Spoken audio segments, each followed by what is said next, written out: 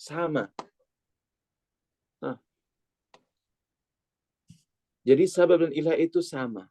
Nah, makanya ketika, coba lihat, ketika mereka mendefinisikan sabab di sini secara istilah, mereka menggunakan diksi apa? Wasfun zahirun mundhabitun mu'arrifun lil hukmi. Coba bayangkan. Digunakan diksi apa? Mu'arrif lil hukmi. Karena apa? Sebab ini enggak mu'athir li dzatihi katanya. Maka ada yang mendefinisikan sabab ini sebagai ba'ith. Ada yang mendefinisikan sebagai alamah. Ada yang mengatakan dia mu'arrif saja. Tapi kalau kita menggunakan, tapi kata Abu Hamid Al-Ghazali, dan ini tepat, dia katakan dia mu'athir, lakin bukan bizatihi. Jadi sabab ataupun illah ini, menurut Abu Hamid Al-Ghazali, yaitu mu'athir, tapi la bizatihi, lakin biiznillahi ta'ala. Karena Allah Subhanahu wa taala meletakkan kekuatan atau kuwah, auda'a kuwatan lah bahasa kita, pada hal tersebut sehingga dia bisa mengakibatkan hal tertentu. Jadi sebab ini menurut muallif rahimahullah wasfun zahirun mundhabitun mu'arrifun lil hukmi. Jadi bukan mu'athir lil hukmi. Jadi dia sebatas ada sebab, berarti kita hanya dikasih tahu ada hukum, bukan karena dia mu'athir lil hukmi. Ini sebabnya. Maka mereka menggunakan definisi diksi mu'arrif lil hukmi untuk menghindari tadi. Tapi wasfun, jadi sebab ini merupakan wasf zahir. Ya, enggak boleh misalkan khafi, harus zahir betul-betul. Jadi seperti hikmah, ada yang zahirah, ada yang enggak. Seperti capek, itu kan masyaqqah, itu merupakan wasfun tapi enggak zahir. Enggak mundhabit.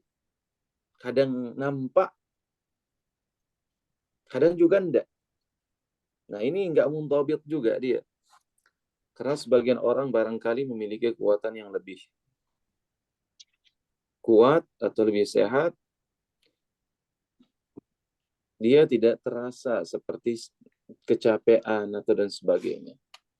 Sehingga tepat sebab illat itu atau sebab itu dengan definisi yang dikemukakan oleh muallif ini, seolah-olah sebab dan illah itu bermakna wahid, yaitu satu makna. Makanya beliau sendiri mengatakan dalam syarahnya itu wal mu'abbar anhu, yaitu huna bis sabab huwal mu'abbar anhu fil qiyas bil illah, katanya. Jadi di sini sebab yang kita sebutkan dalam bab yang kita sedang bahas ini itu sama diungkapkan dengan illat di dalam bab qiyas. Jadi sebab dan illah itu menurut muallif rahimahullah adalah mutaradif, sama. Nah, bagaimana dengan orang yang mengatakan sabab dan illah itu berbeda? Bagian ada yang mengatakan ini, sabab itu dia kadang bisa dipahami oleh akal atau tidak dipahami oleh akal. Contohnya katanya. Artinya sabab itu a'ammu minal illah. Artinya sebab lebih global cakupannya dibandingkan illah. Karena sebab itu ada yang bisa dicerna oleh akal, ada yang juga tidak bisa dicerna oleh akal. Contohnya apa? Misalkan waktu sholat. Waktu sholat. Waktu sholat itu adalah sebab wajibnya sholat. Kan gitu. Nah itu kaitan antara keduanya itu kan nggak bisa dicerna akal. Masa dengan tergelincirnya matahari itu menunjukkan kewajiban sholat zuhur. Ini sebabnya nggak bisa dicerna oleh akal gitu. Dan sebab yang bisa dicerna oleh akal, misalkan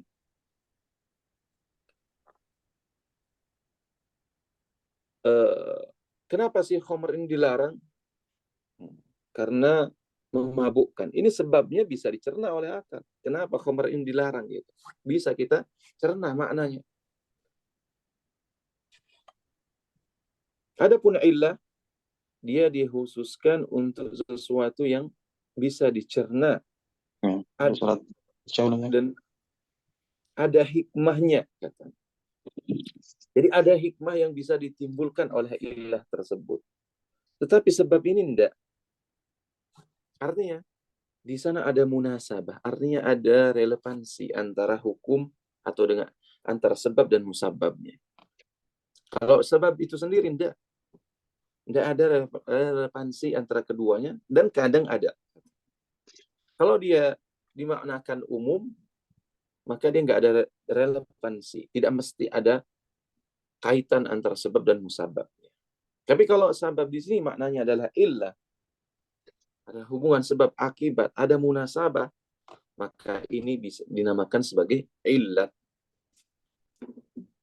Tapi perlu antum ketahui bahwasanya sebab ini digunakan oleh fuqaha itu atau oleh usuliyin itu biasanya 4 makna.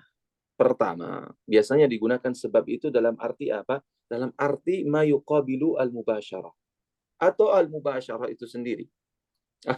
Atau ma yuqabilu mubasyarah, atau lawan daripada langsung gitu. Tidak secara langsung.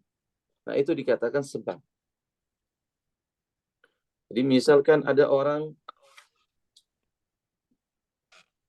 pakai mobil terus nabrak orang. Nah, itu sebab. Yaitu mobilnya, bukan dia langsung kan gitu. Tapi terkadang sebab ini maksudnya adalah illah al-kamilah. Bagaimana itu? Yaitu ketika syaratnya terpenuhi dan maniknya tidak ada. Jadi kalau misalkan sholat, itu sholat mesti ada siapa? Ada musallinya, ada ahlinya, yaitu si musalliin. Terus dia mesti dalam kondisi wudhu, terus tidak dalam kondisi nifas, dan seterusnya. Artinya rukunnya ada, syaratnya ada, maniknya itu semua juga ada. Ini bisa dinamakan illah kamilah. Kadang juga dimaksudkan sebab ini sebagai illatul illah, katanya. Illatul illah. Jadi kalau ada orang, misalkan tadi orang menyebutkan pisau digunakan untuk membunuh. Nah, pisau ini illatul illah. Pisau ini kan membuat dia luka. Dan lukanya inilah yang membuat hilang jiwanya. Gitu. Jadi ada illahnya, itu karena sebab ditebas pakai pisau. Karena sebab ditebas pakai pisau, dia pun terluka, dan terluka inilah yang kemudian mengantarkan dia kepada kematian. Ini dinamakan sebagai illatul illah.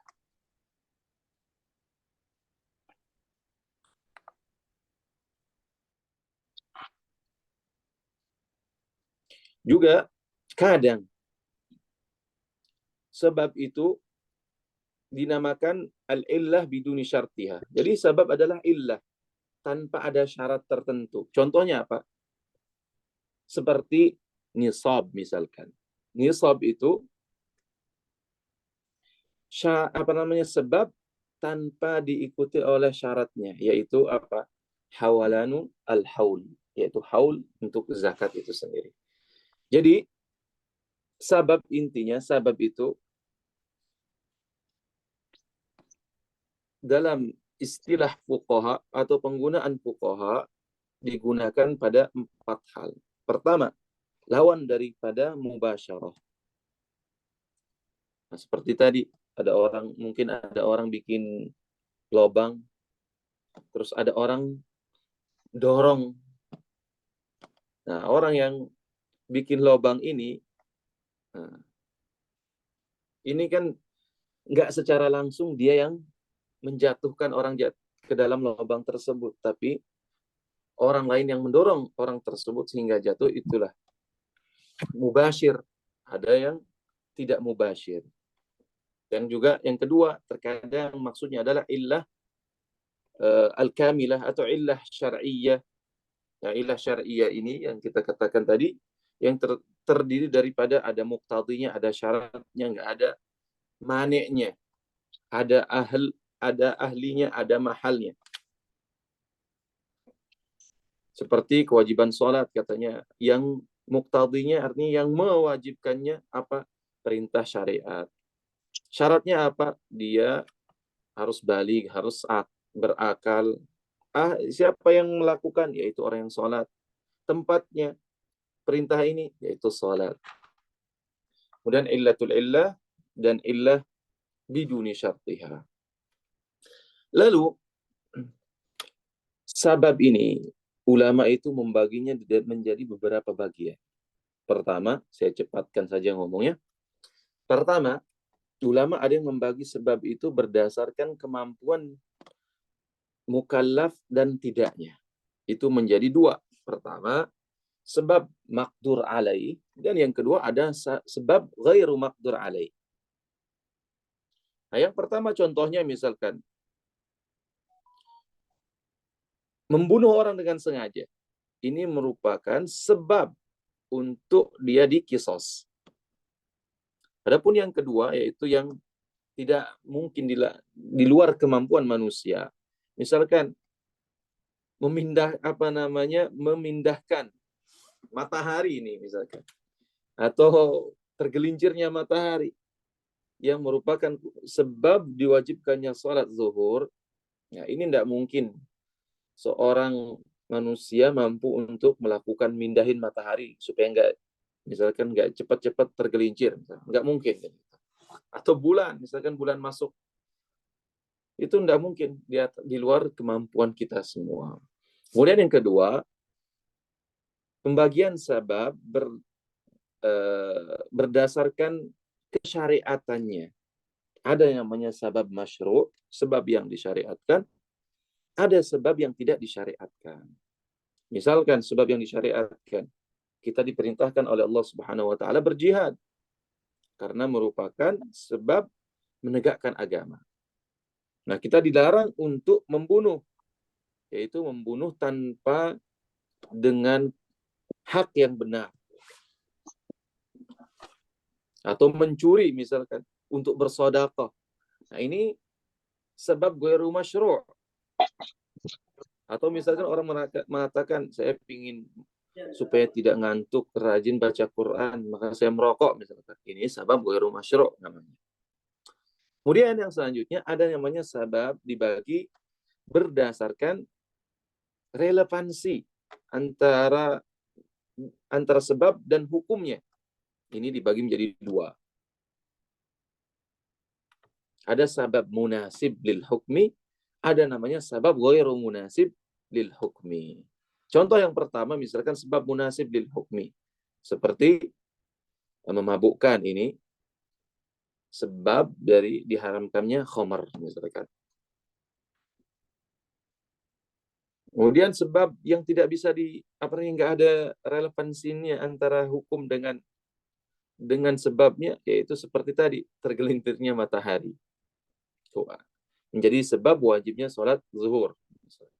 Kemudian selanjutnya, pembagian sebab berdasarkan sumbernya. Itu menjadi tiga. Ada namanya sebab syar'i, ada yang namanya sebab akli, ada juga sebab adi. Adapun sebab syar'i contohnya, tadi kita sudah singgung banyak sekali. Seperti nisab misalkan, ini sebab syar'i. Kewajiban untuk berzakat. Kemudian akli. Misalkan sebab akli, contohnya. Jadi ada lawan itu menjadi sebab intifa'un naqid kalau dalam. Jadi kalau misalkan dua hal yang saling bertentangan, ini tidak mungkin keduanya nggak ada. An-naqidhan itu ada salah satunya mengharuskan ketidakadaan yang lainnya. Jadi misalkan al-adam, kalau adam berarti mengharuskan tidak adanya wujud. Kalau wujud mengharuskan tidak adanya adam. Ini namanya sebab akli. Ada namanya sebab adi, misalkan seperti misalkan menyembelih itu kan menyebabkan hilangnya nyawa. Nah, gitu. Kemudian ada sebab pembagian sebab didasarkan kepada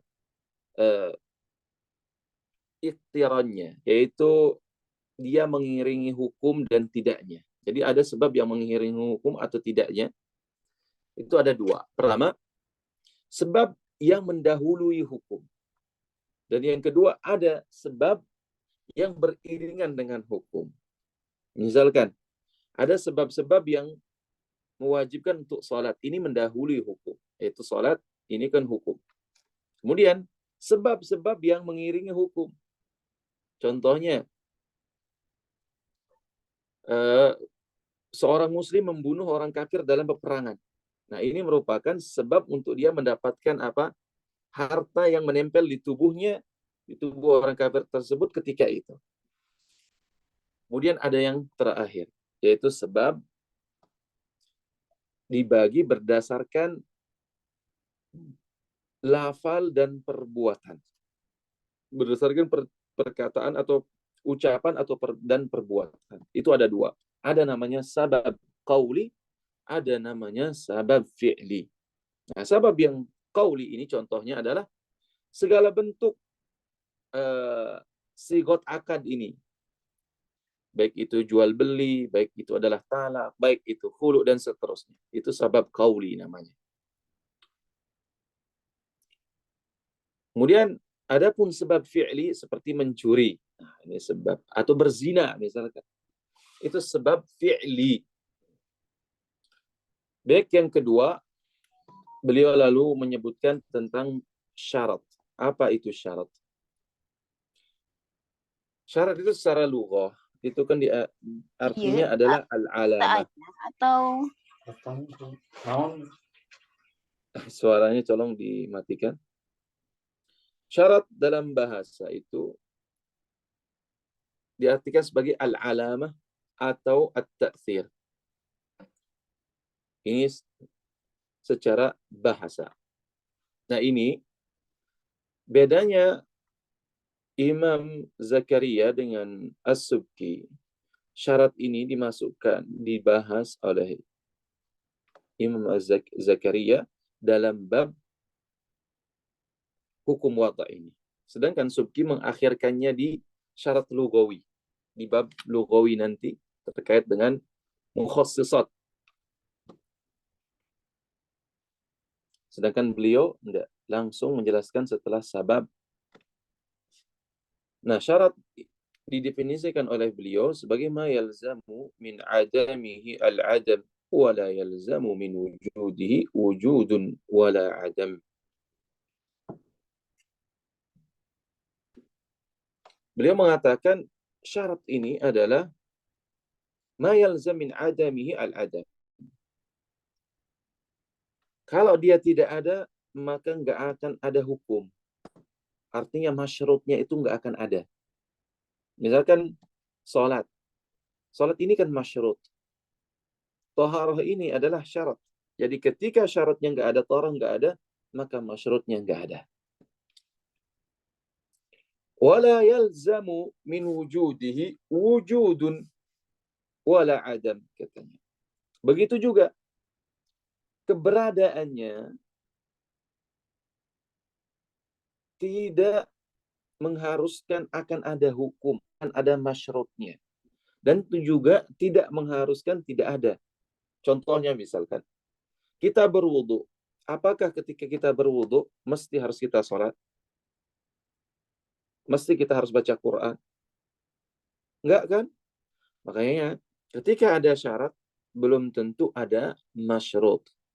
Misal contoh, ketika antum pingin sekolah atau masuk universitas, syaratnya mungkin ada dalam artian antum sudah tamat SMA, cukup, ijazah ada, usia masuk, persyaratan semua terpenuhi.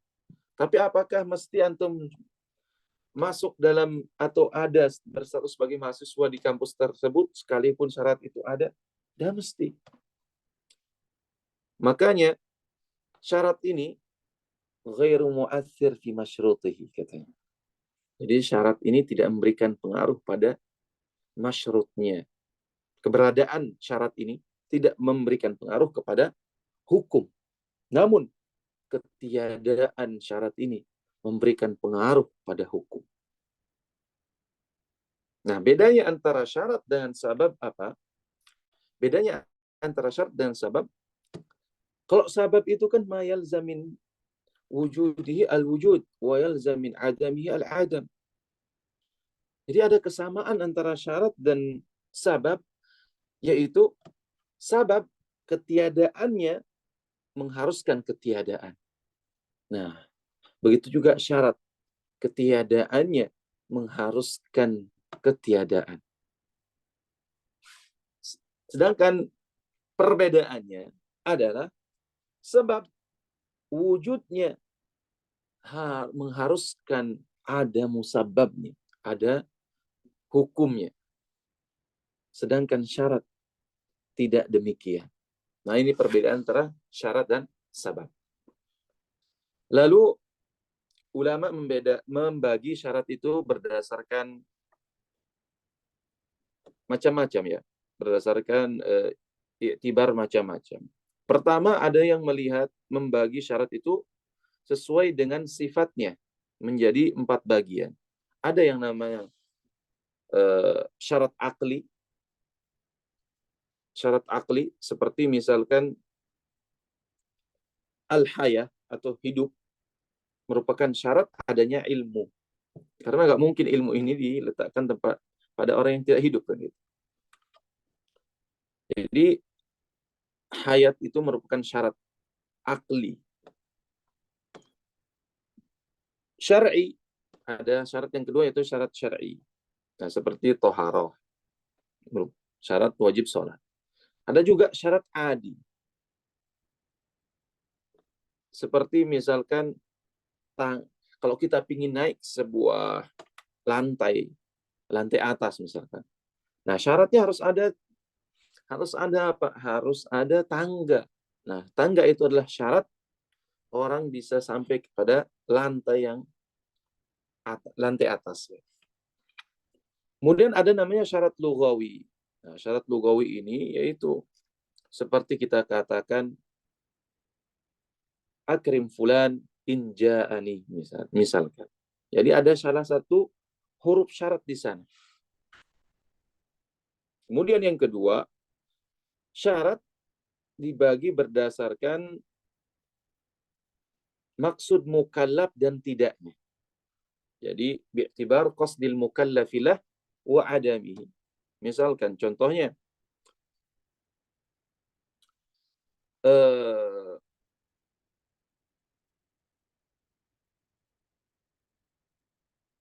ada dua. Jadi bi'tibar qasdul mukallafilah wa adamihi itu ada dua.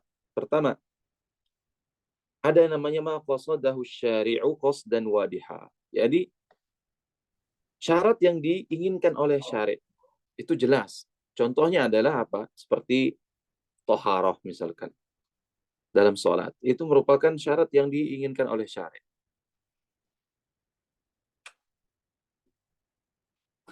Begitu juga misalkan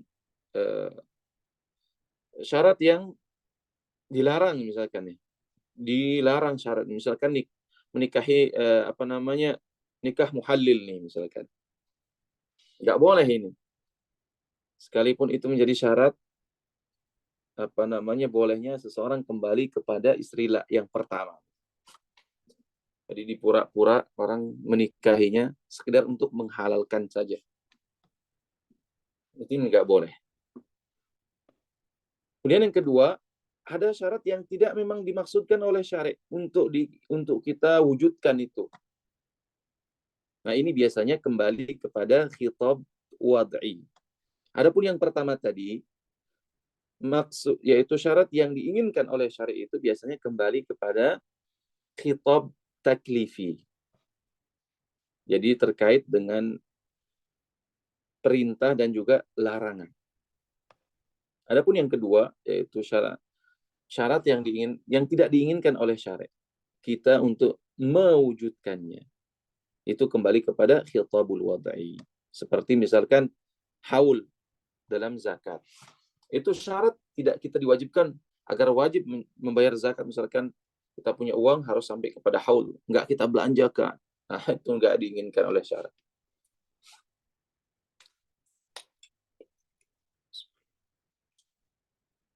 Terus syarat dibagi oleh ulama berdasarkan sumbernya atau masdarnya. Itu ada namanya syarat syar'i, dan yang kedua syarat ja'li. Nah, syarat syar'i ini berarti sumbernya itu dari syarat. Sedangkan syarat ja'li ini sumbernya adalah dari mukallaf itu sendiri. Jadi kesepakatan antara mukallaf, seperti dalam jual beli. Nah, kalau dalam jual beli misalkan dia mensyaratkan, saya akan beli rumah ini tapi dengan syarat harus ada ini itu. Nah, itu kesepakatan antara keduanya. Atau setelah saya gunakan setahun misalkan, boleh.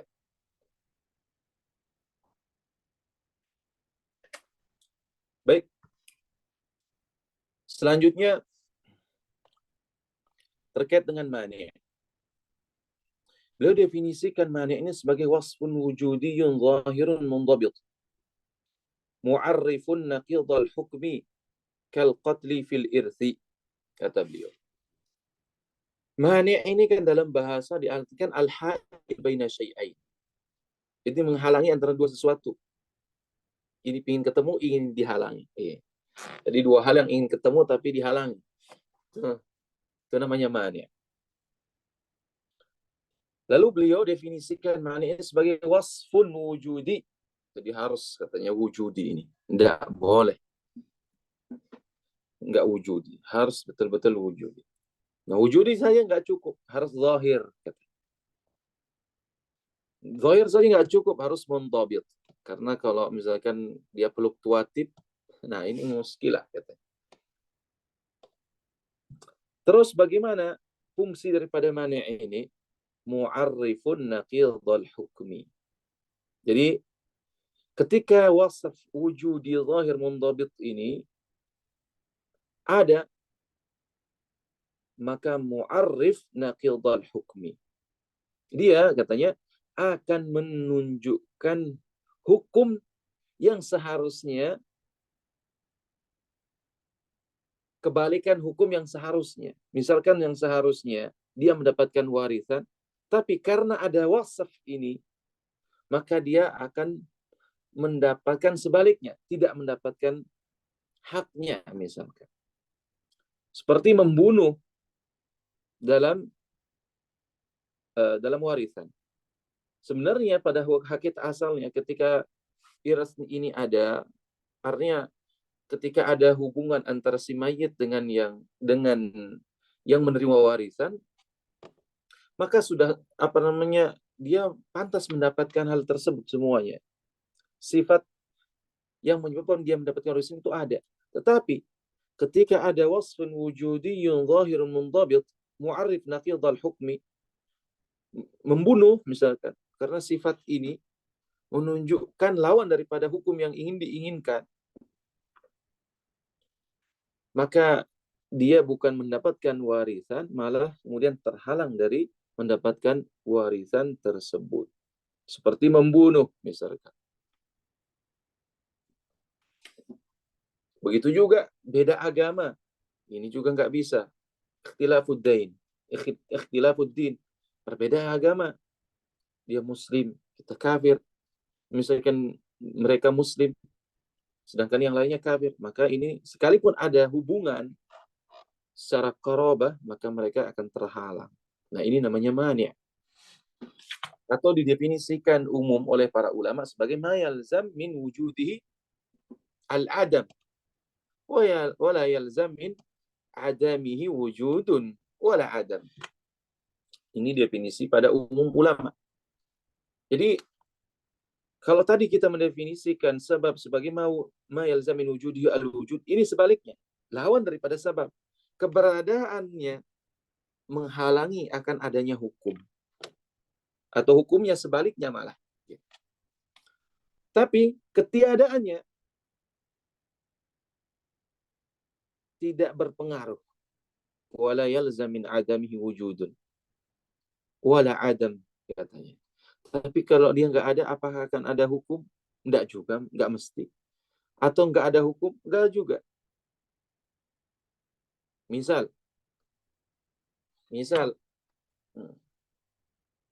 apa? Haid misalkan. Haid. Nggak ada haid, apakah mesti ada sholat atau wajib puasa? Nggak mesti kan? Dia nggak haid, bisa saja karena dia masih kecil sehingga tidak harus ada kewajiban sholat misalkan.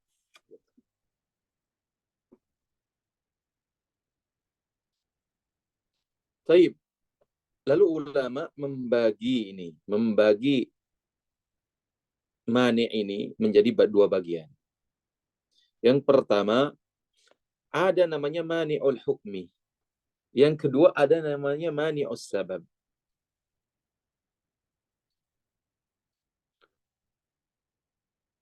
Jadi, ulama ada yang membagi mani ini berdasarkan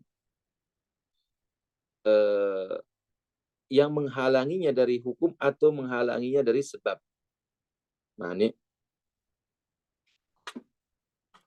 Kemudian yang kedua, pembagian mani berdasarkan kaitannya dengan khitab syara'. Ada namanya mani', ini dibagi dua. Ada namanya mani' dakhilun tahta khitab taklif. Jadi mani' yang masuk dalam khitab taklif, ada mani' yang masuk dalam khitabil wad'i. Adapun yang pertama, yaitu pembagian mani' berdasarkan apa yang menghalangi hukum ataupun sebab.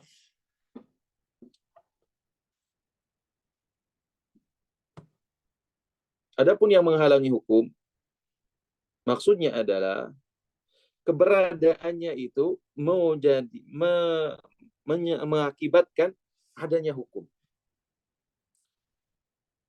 Sekalipun katanya ada sebab, ada pun syaratnya terpenuhi semua, sekalipun itu semuanya ada. Contohnya misalkan, sebab dia sudah balik ada, misalkan. Balik ada. Terus dia syarat semuanya juga ada. Tapi karena sebab dia haid atau sebabnya dia nifas, maka ini mencegah dia menghalanginya untuk melaksanakan kewajiban sholat. Padahal ada sebabnya, waktu sholat masuk. Misalkan. Kemudian, misalkan perbedaan agama, seperti yang saya sampaikan tadi, ini juga termasuk di antara yang menghalangi seorang muslim untuk mendapatkan warisan dari keluarganya yang kafir, misalkan. Padahal ada sebabnya, yaitu kekerabatan. Jenis yang pertama ini, yaitu mani'ul hukmi, ada 3 jenis. Pertama, ada yang menghalangi hukum itu sejak awal, ibtidaan. Jadi memang sejak awal sudah tidak boleh. Duna istimrari. Tapi kalau terjadi di tengah-tengah misalkan, itu boleh. Contohnya katanya, Islam itu menghalangi seseorang untuk dijadikan sebagai tawan, sabi, yaitu semacam tawanan yang nanti untuk dijadikan selir lah. Tapi kalau walakinahu la yamna'u istimrarahu kalau aslama ba'da ma sara mamluka. Jadi kalau sabi ini kan jadi tawanan, artinya dia dulu kafir. Nah, setelah dia jadi jadi hamba sahaya. Kemudian dia masuk Islam. Apakah kemudian karena dia masuk Islam dia terbebas dari perbudakan tersebut? Enggak. Ternyata tidak, dia terbebas dari perbudakan tersebut walaupun dia masuk Islam. Tapi kalau dia Muslim, tidak boleh dijadikan sebagai budak. Sekalipun dia adalah misalkan kalah perang dengan kita, nggak boleh.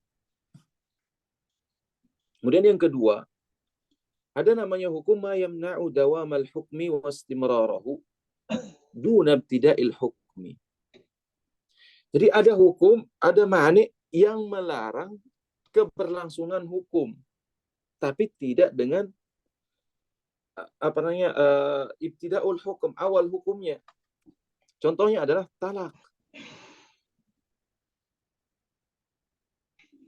Talak ini dia akan menghalangi atau mencegah keberlangsungan sebuah hukum, tapi tidak menghalangi kalau seandainya dia memulai nikah baru lagi.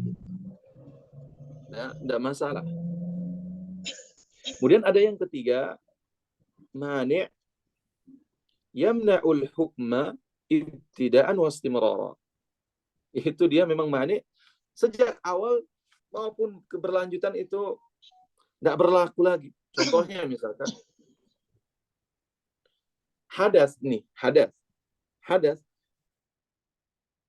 ini kan melarang seseorang untuk melaksanakan ibadah, sholat misalkan, tidak mungkin.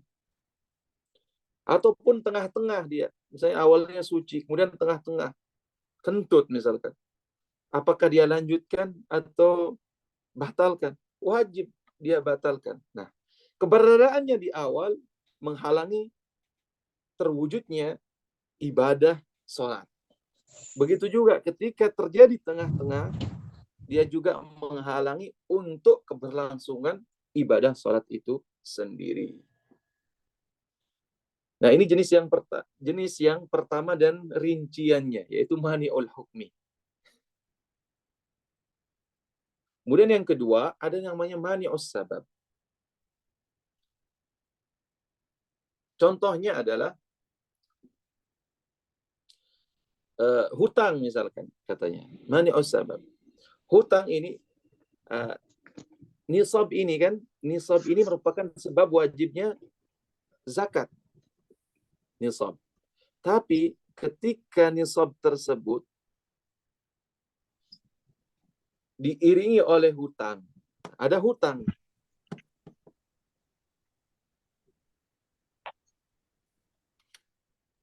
Nah, dengan hutang ini menghalangi seseorang untuk wajib kepadanya membayar zakat, mengeluarkan zakat.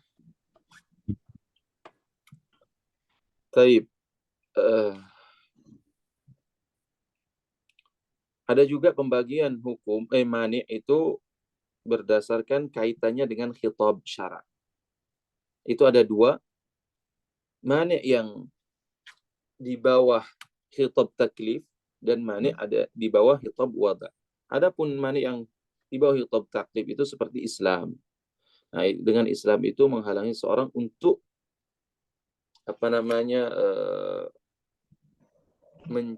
mengambil hak misalnya sama muslim, gitu. Baik itu adalah jiwanya, baik itu adalah hartanya, baik itu adalah kehormatannya. Nggak boleh melanggar semua itu.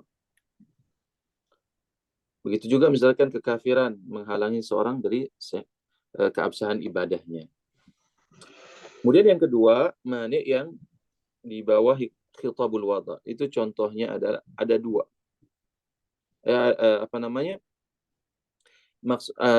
Contohnya adalah mani' yang di bawah khitab wada' ini, contohnya adalah orang yang berhutang.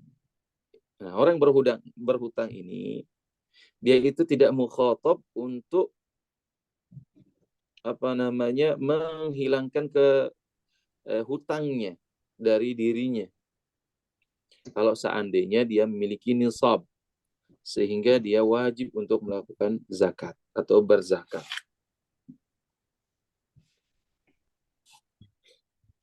Taib. Itu terkait dengan hukum wada' yang disebutkan oleh Syekhul Islam Zakaria rahimahullah. Nah, itu sebab, syarat, dan mani'. Lalu selanjutnya beliau menyebutkan wasihhatu muwafaqatu dzil wajhaini asy-syar'a fil asah. Lalu beliau mengatakan al-asah ini mengindikasikan bahwasanya terjadi khilaf di kalangan para ulama.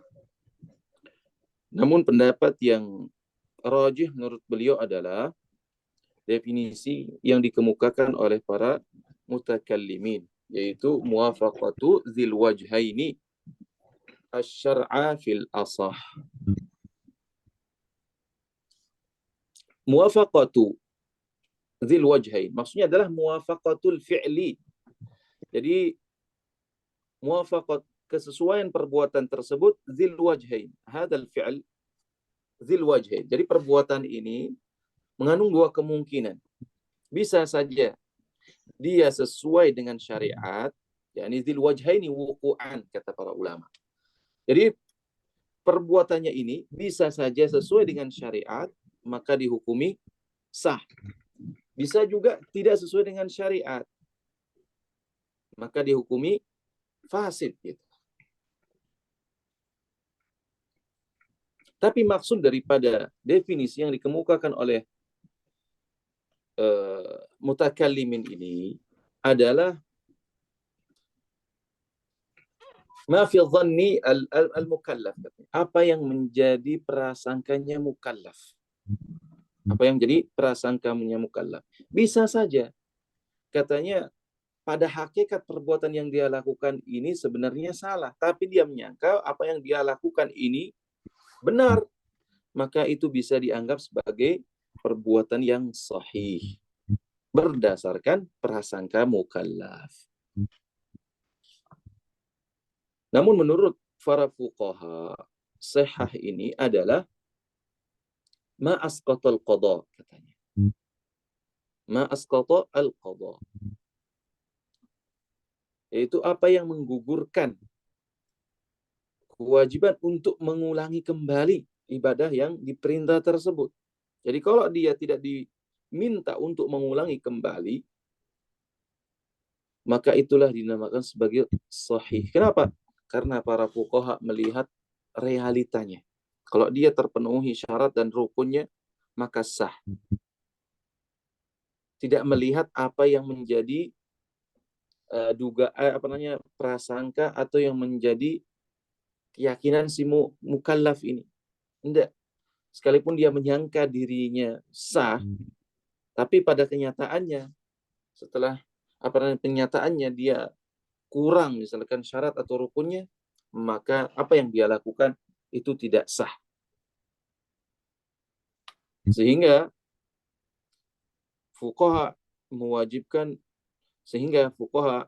mendefinisikan sahih itu adalah ma asqata al-qada, yang mengugurkan kewajiban untuk mengulangi kembali. Tapi mengatakan kewajiban untuk mengulangi kembali sepertinya kurang dakik. Karena memang fuqaha mengatakan ma asqata al-qada. Sepanjang dia menggugurkan qada, maka itu bisa dikatakan sebagai sihah.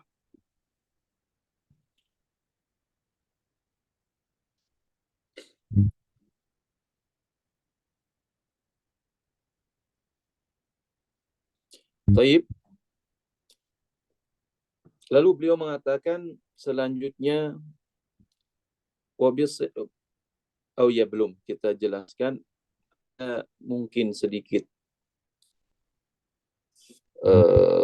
daqiqah. Ada enggak dalam Quran atau sunnah ini sihah? Jadi lafaz sihah ini syar'iyah atau enggak ini? Menurut antum?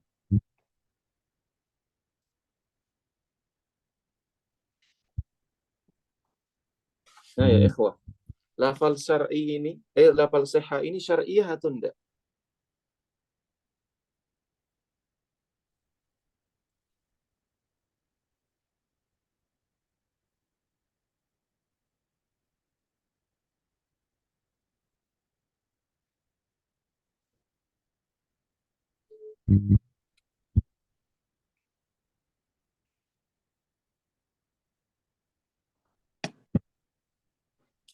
Hai ikhwah.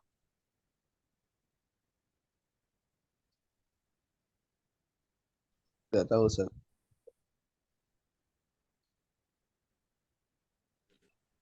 Allahu a'lam. Antum pernah baca sihah ini diklaim oleh Syekhul Islam Ibnu Taimiyah sebagai lafal yang tidak syar'i? Karena lafal yang digunakan oleh syariat itu la tujzi. Ya enggak? Yujzi'u anka tujzi'u anka wa la tujzi an ahadin ghairik. Kalau kita lihat lafal yang menunjukkan makna sihah ini adalah lafal ijza dalam lafal-lafal nabawi. Makanya Az-Zarkashi rahimahullah menganggap bahwasanya sihah ini ada yang makna sihah apa yang mirip dengan maksud daripada lafal sihah ini adalah al-ijza.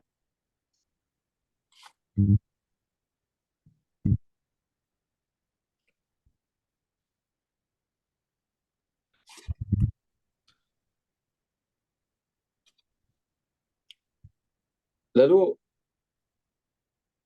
beliau mengatakan sihah ini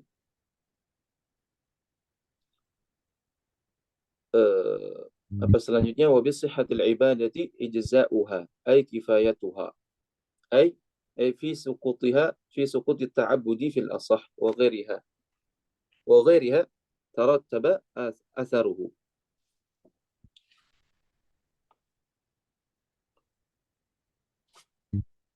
Jadi ijza'u. Jadi gimana sih ibadah itu bisa dilihat dia sahih atau tidaknya dengan ukurannya seperti apa?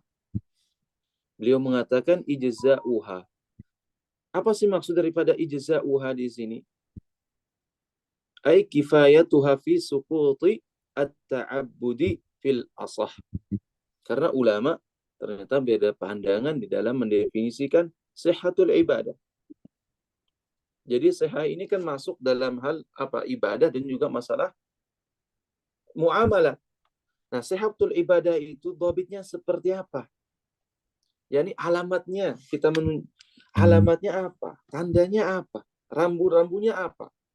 Kalau kita katakan ibadah ini sahihah, kata ulama, ijza'uha. Nah, ijza'uha ternyata masih mengandung tafsir. Ditafsirkan sebagai kifayatuha fi suquti at-ta'abbudi. Yaitu ibadah tersebut cukup untuk apa? Untuk menggugurkan perintah atau permintaan untuk melakukan qada. Ada yang mengatakan ma'asqatal qada secara langsung, yang menggugurkan qada. Ada yang mengatakan enggak, itu cukup untuk menggugurkan meminta at-ta'abbud, yaitu meminta ibadah itu dilakukan lagi. Fil asah. Ini adalah pendapat yang menurut beliau rajih. Wa ghairiha maksudnya adalah wa ghairil ibadah. Selain daripada ibadah ini apa? Yaitu muamalat. Nah, bagaimana kita mengetahui sebuah muamalat itu adalah sah dan tidaknya? Tarattubu atharihi katanya. Maka dengan tercapainya maksud daripada transaksi tersebut, muamalat tersebut. Gimana contohnya? Misalkan barang tersebut bisa kita pakai, kemudian bisa diperjualbelikan, karena boleh dia bertasarruf menggunakan barang tersebut. Maka atau misalkan kalau dalam pernikahan maka dia boleh untuk berhubungan. Nah, itulah yang dinamakan tarattubu atharihi. Artinya ada asar daripada sebuah muamalat tersebut. Lalu beliau mengatakan wa yakhtassul ijza'u bil matlubi fil asah. Tayyib katanya. Ijza' kan tadi disebutkan dalam hal ibadah. Jadi ijza' ini masuk dalam hal ibadah tadi. Nah, dalam hal ibadah, dia apakah masuk dalam semua ranah? Yani seperti misalkan wajib, mandub, atau kepada salah satunya saja. Kata beliau, wa yakhtassu bil ijza'i bil matlubi fil asah. Talab itu kan ada dua. Talab jazim dengan talab ghair jazim. Berarti ijza' ini bisa masuk dalam wajib, bisa juga masuk dalam mandub. Ini menurut beliau adalah pendapat yang rajih fil asah. Karena beliau mengindikasikan ada khilaf. Lalu pendapat yang kedua seperti apa? Ada yang mengatakan wa yahtassul ijza'u bil wajib. Katanya ijza itu hanya berlaku untuk yang bersifat wajib. Nah, ini pendapat yang menurut beliau adalah marjuh. Sedangkan yang rajih yang adalah pendapat yang mengatakan ijza ini berlaku untuk yang wajib, begitu juga berlaku untuk yang mandub. Taib. Wa yuqabiluha al-butlanu wa huwa al-fasadu fil asah. Kata beliau, lawan daripada sihah ini adalah butlan. Wa huwa al-fasad. Beliau mengindikasikan bahwasanya butlan ini muradif daripada fasad itu, sinonim daripada fasad itu sendiri. Dan ini adalah pendapat mayoritas ulama fil asah. Ini memberikan indikator bahwasanya ada ulama yang menyelisihinya. Siapa mereka? Yaitu Abu Hanifah rahimahullah atau Al-Hanafiyah secara umum. Mereka membedakan antara butlan dan fasad. Sedangkan menurut jumhur, butlan dan fasad itu maknanya sama saja. Dalilnya apa? Coba. Dalilnya apa? Dalam Quran Allah Subhanahu wa taala mengatakan, "Lau kana fihima alihatun illallah. Lau kana fihima alihatun illallah la fasadata." Coba Allah Subhanahu wa taala mengatakan fasad di sini. Jadi orang yang membedakan antara fasad dan butlan ini katanya, mana sih dalilnya? Ya ada dasarnya. Nah, itu.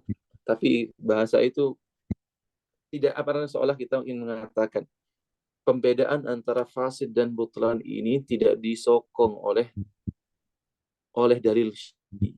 Malah sebaliknya katanya. Dalil syar'i itu mengukuhkan bahwasanya lafal fasad dan butlan itu sama saja. Tidak ada bedanya. Karena Allah sendiri mengatakan lau kana fihima alihatun illallah la fasadata. Bayangkan, masa fasad di sini maknanya seperti yang dimaksudkan oleh Hanafi, masyuri'a bi aslihi walam yushra' liwasfihi katanya. Enggak kan?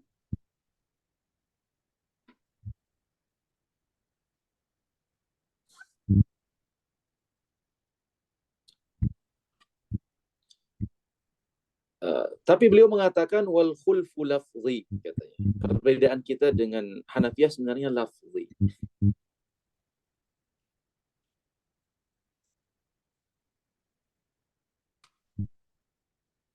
Kenapa? Kenapa dikatakan lafzi oleh beliau? Jadi pada hakikatnya katanya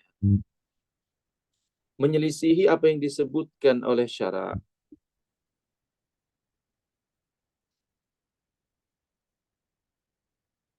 berupa larangan yang kembali kepada asalnya sebagaimana disebutkan sebagai butlan. Begitu juga disebut sebagai fasad.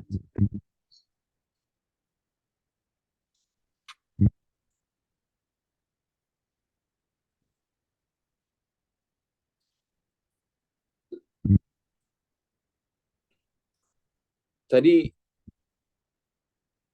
menurut Hanafiyah perbedaan antara butlan dan fasad yaitu kalau butlan itu adalah ma lam yushra' li aslihi.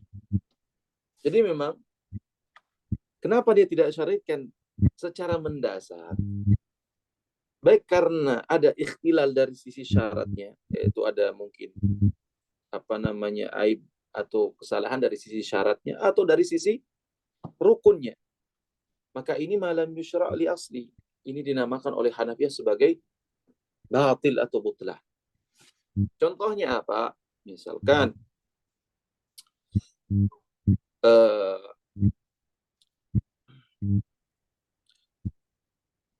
orang nggak dalam kondisi bertoharah dalam sholat. Ini kan kehilangan syarat. Atau misalkan sholat tapi nggak ke kiblat misalkan. Ini juga kehilangan syarat. Nah ini malam yusyra' li aslihi.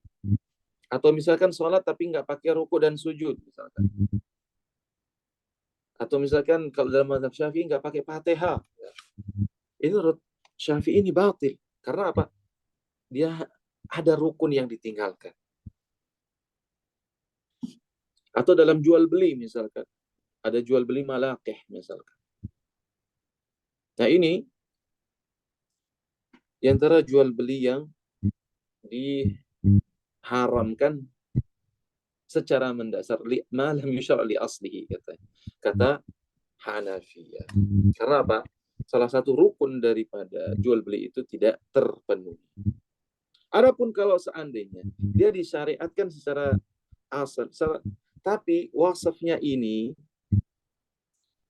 tidak disyariatkan, maka ini dinamakan sebagai fasad. Contoh misalkan, puasa di hari tasyrik. Puasa itu sendiri disyariatkan nggak? Disyariatkan.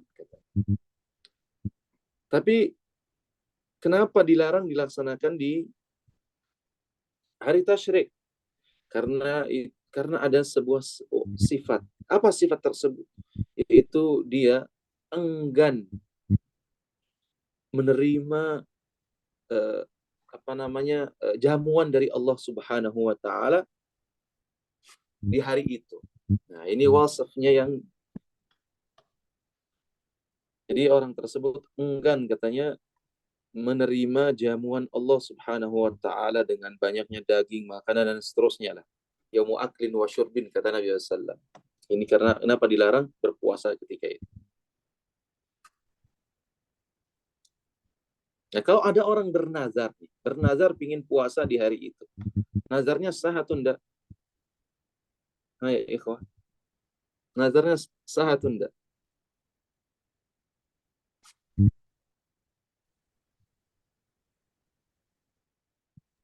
Nazarnya sah tapi tidak boleh dilakukan, Ustaz. Betul. Nazarnya sah tapi nggak boleh dilakukan.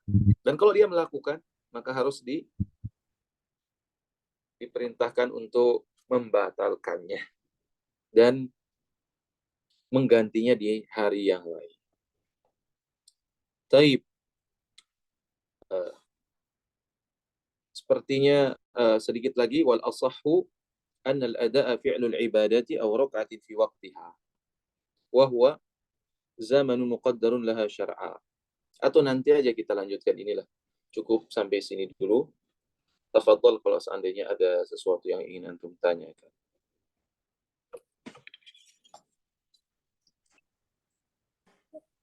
Izin bertanya, Ustaz. Tafadhal. Assalamualaikum. Mungkin bisa sedikit diulang yang terkait pembahasan akidahnya yang terkait mu'arif sama mu'athir tadi, Ustaz, terkait definisi sabab tadi. Syukran, Ustaz. Baik.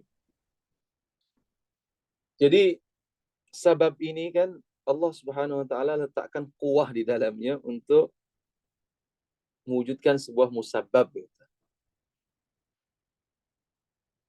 Kalau kita definisi, karena sebagian mereka menganggap bahwasanya adanya sabab itu tidak mesti adanya musabbab. Bisa saja tidak tercapai sebab musabbabnya. Maka mereka mengatakan boleh saja katanya sebab seseorang misalkan dengan melakukan amal soleh ini kan seharusnya masuk dalam surga. Tapi boleh saja berbalik yang diinginkan oleh Allah Subhanahu wa taala. Anda melakukan ketaatan, akan tetapi Anda mendapatkan neraka. Dan sebaliknya Anda melakukan kejahatan, Anda bisa mendapatkan surga. Sehingga mereka menggunakan diksi tadi, bahwasanya sebab ini ma yahsulu syai'un indahu la bihi. Kemudian mereka untuk menghindari bahwasanya sebab ini mu'assir pada, kalau dia mu'assir, mesti mesti harus ada itu apa namanya hukumnya gitu.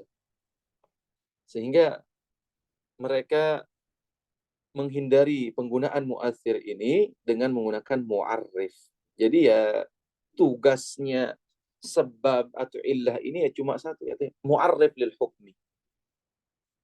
Jadi untuk memberitahu saja bahwasanya ada hukum di sana, tapi dia tidak mujibun.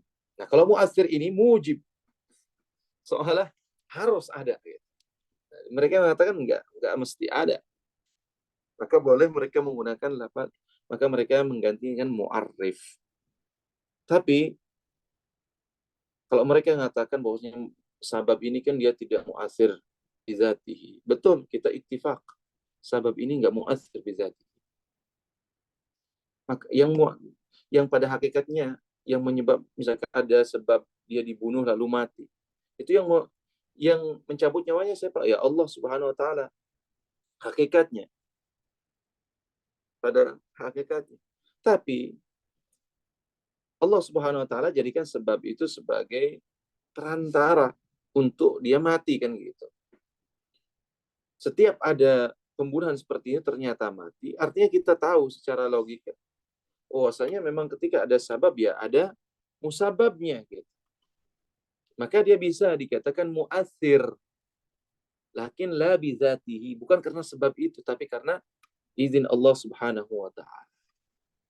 Tidak harus menggantinya misalkan dengan mu'arrif atau dikatakan ba'ith atau dikatakan hikmah atau dan sebagainya. Wallahu a'lam. Mudah-mudahan jelas. Apa Ustaz masih berkaitan dengan yang tadi berarti kalau menurut Ahlus Sunnah sabab itu muasir. Maksudnya Anda mau ingin takkid memastikan saja Ustaz. Berarti sabab itu muasir tapi bukan bidatihi ya Ustaz. Enggak Ahlus Sunnah. Iya, betul. Dan itu perkataan sebagian Asy'ariyah seperti Imam Al-Ghazali rahimahullah.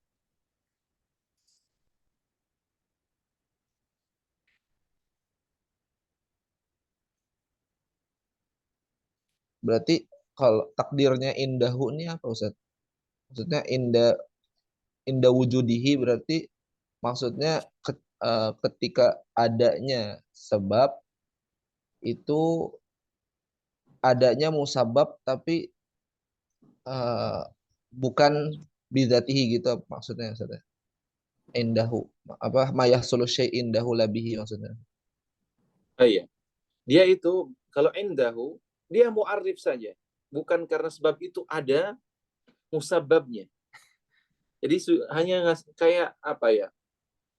Jadi kalau kita ingin tahu ada sholat wajib, jadi ada tandanya doang gitu. Bukan karena dia menjadi muasir akan kewajiban sholat itu. Tapi Allah lah katanya. Jadi semata mu'arrif saja. Kalau ada mati misalkan karena terpanah, bukan karena panahnya yang dia mati. Tetapi karena Allah lah yang mencabut nyawanya. Jadi panah itu hanya sebagai tanda kalau seseorang itu mati itu. Beda maknanya kan?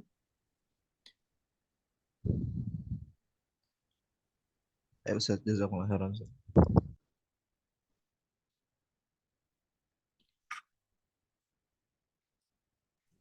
Afwan Ustaz, masih melanjutkan hal yang tadi. Jadi ini masih ada kaitan terkait apa di sisi akidahnya Asy'ariyah bahwasanya mereka menafikan terkait iradahnya makhluk ya Ustaz. Gimana? Ya, pembahasan tentang mu'arif sama mu'athir ini Iya. ada kaitan terkait akidahnya Asy'ariyah bahwasanya makhluk itu tidak ada iradah Ustaz. Nah, makhluk tidak ada iradah. Nanti antum masuk ke Jabariyah. Jabariyah ini. Wallahu alam ya. Saya apa namanya? Belum membaca secara seksama terkait itu, terkait kaitannya dengan apakah karena sebab apa namanya mereka menafikan iradah atau enggak. Tapi kalau kita lihat antara Mu'tazilah dan Asy'ariyah, kadang sebagiannya benar, kadang sebagiannya salah. Nah, kadang ada yang tengah-tengah sebenarnya menggabungkan antara keduanya. Gitu. Jadi kalau misalnya kayak Mu'tazilah mengatakan orang masuk surga itu karena amalnya. Ini mengatakan enggak, bukan karena amalnya, bukan. Pokoknya itu semua murni dari Allah.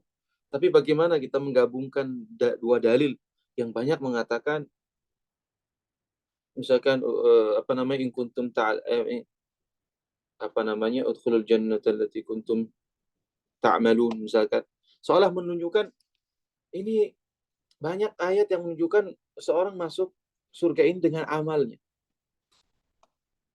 Tapi Nabi mengatakan bahwasanya tidak ada seseorang masuk dalam surganya dengan amalnya, sekalipun itu saya, kecuali semuanya dengan apa namanya, dengan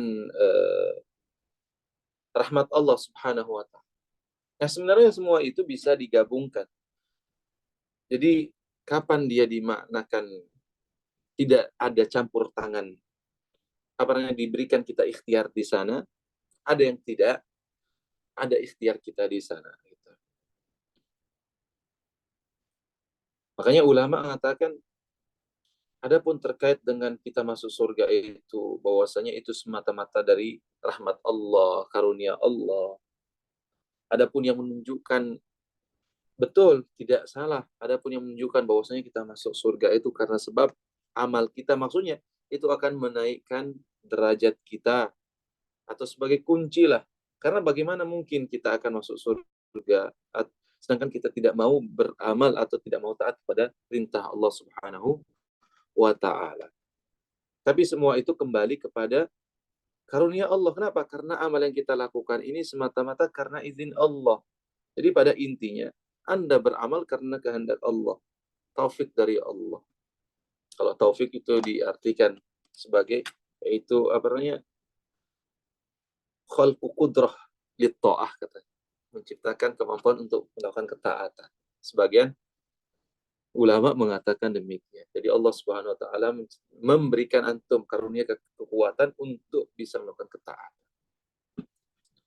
Itu yang mendefinisikan sebagian ulama lah, dalam sebagian syarah itu mengatakan demikian, taufik.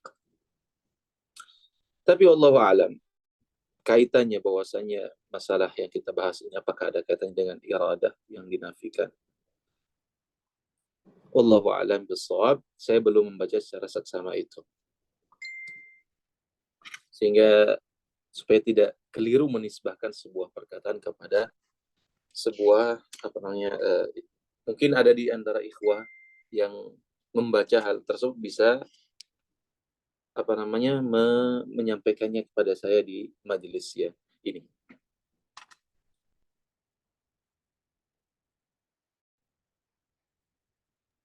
Afwan, masih berkaitan dengan yang tadi. Apakah keyakinan bahwasanya as-sabab itu yu'athir bidzatihi itu menafikan takhalluful musabbab anis sabab? Jadi kalau orang mengatakan bahwasanya konsekuensi, maksud antum orang mengatakan sabab itu mu'athir bizati, ya enggak? Iya. Nah, itu sangat, jadi itu sejalan dengan perkataannya Mu'tazilah. Kalau dia mu'athir bizati, seolah manusia ini dia khaliqu af'alihi. Dia menciptakan perbuatannya. Dan ini tentunya tidak sejalan dengan banyak ayat yang menunjukkan bahwasanya perbuatan kita itu merupakan ciptaan Allah Subhanahu wa taala. Makanya Imam Bukhari punya kitab Khalqu Af'alil Ibad. Nah, ini kalau kita definisikan demikian itu ngeri sekali. Karena itu bisa berujung bahwasanya ada Tuhan selain Allah. Ada sebuah perbuatan di alam raya ini yang keluar dari keinginan Allah Subhanahu wa taala. Keluar dari ilmunya Allah. Ini di antara konsekuensinya.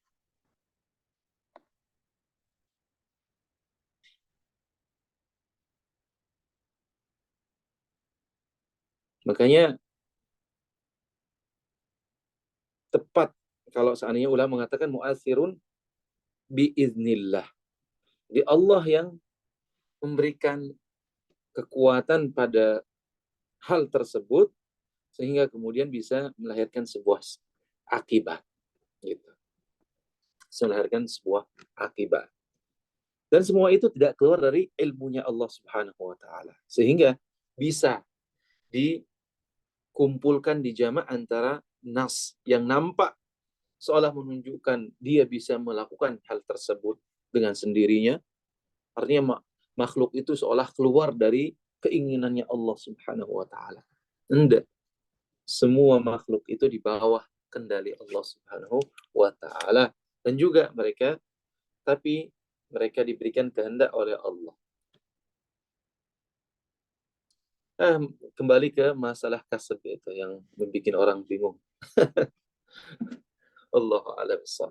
Tapi kalau kita menggunakan kaedah lah, iradah syar'iyah dengan iradah kauniyah, maka insya Allah banyak masalah dalam akidah yang sulit untuk dikompromikan, kita bisa mengkompromikannya dengan kaedah tadi. Ada namanya iradah syar'iyah, ada iradah kauniyah. Kalau udah iradah syar'iyah itu sesuatu yang disukai oleh Allah. Tapi manusia diberikan kesempatan untuk tidak mesti hal tersebut terwujudkan karena disukai. Tapi kauniyah itu murni, tidak ada campur tangan makhluk untuk mewujudkannya.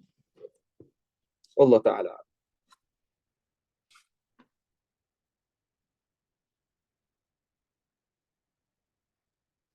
Saat itu di kolom komentar ada yang bertanya apa maksud dari terjemahan dari mundobit. Mundobit itu tidak mutaghayyir, tidak berubah-ubah, tidak fluktuatif kalau bahasa kita. Jadi mundobit jelas, terukur.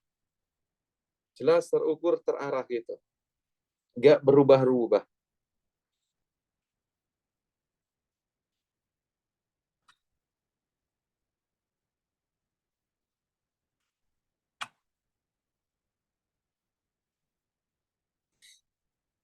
Apa ini?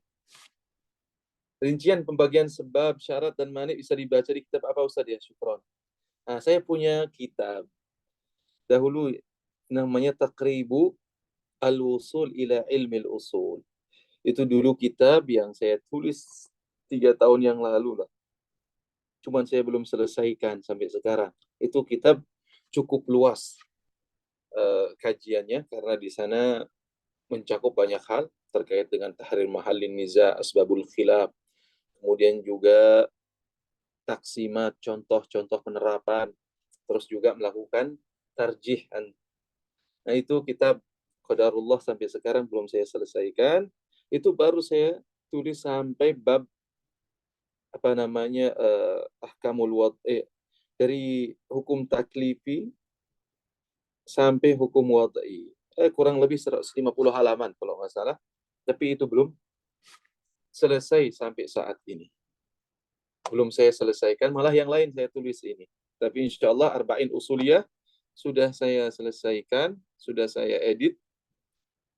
Kemudian juga dalam sekarang ini lagi penyelesaian penulisan syarah Waraqat. Jadi 2 kitab ini. Nah, Waraqat yang sekarang ini mungkin syarahnya besar, jadi agak luas. Lebih daripada kitab-kitab yang lain. Baik. Kayaknya saya pernah bagikan kitab saya itu Taqribul Usul ila Ilmi Usul.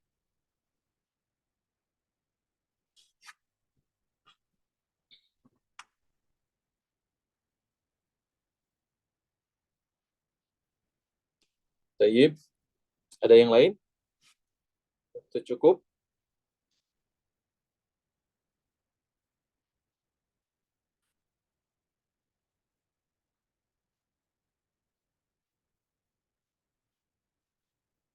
Baik, sepertinya cukup. Terima kasih pada perhatian dan partisipasi antum semua. Jazakumullah khairan katsira wa barakallahu fikum wa ahsanallahu ilaikum. Kita tutup dengan doa kafaratul majlis. Subhanakallah bihamdika asyhadu an la ilaha illa anta astaghfiruka wa atubu ilaik. Assalamualaikum warahmatullahi wabarakatuh. Waalaikumsalam Wassalamualaikum warahmatullahi wabarakatuh. جزاكم الله خير وبارك الله فيكم ونفع بكم.